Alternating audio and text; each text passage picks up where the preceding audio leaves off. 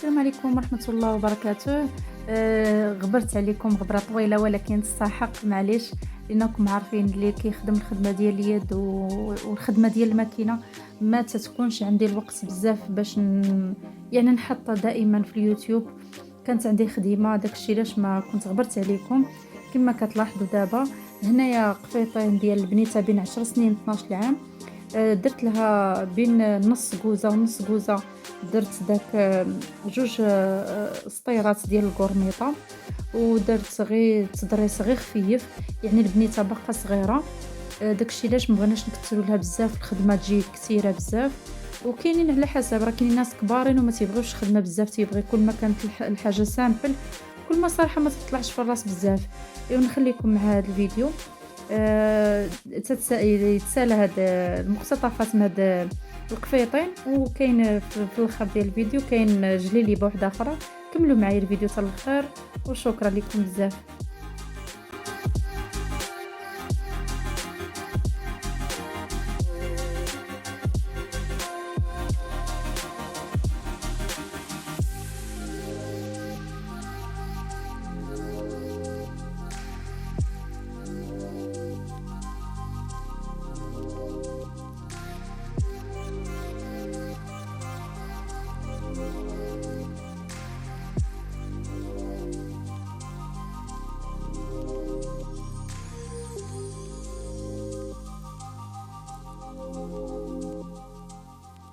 هذه الجليليبه اللي قلت لكم كنت خدمتها لواحد صاحبتي حتى هي، واحد الجليبه صراحه الله اللي جاتها غزاله غزاله، واخا التصوير صراحه الله ما تيعطيهاش حقها.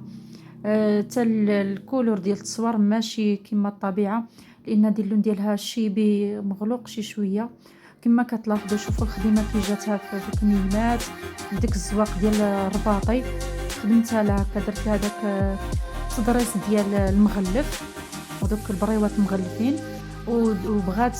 بغاتها هكا غير حصيره وتكون مزوقه زواق غير خفيف بنفس اللون ديال الجلابه بالرباطي. وداكشي صراحه الله جاتها غزاله غزاله، ما كرهتش شي مره نتلاقاها تكون لابساها ونصورها لكم ملبوسه تشوفوها كيفاش جات ملبوسه، جاتها فنه وبصحتها وراحتها.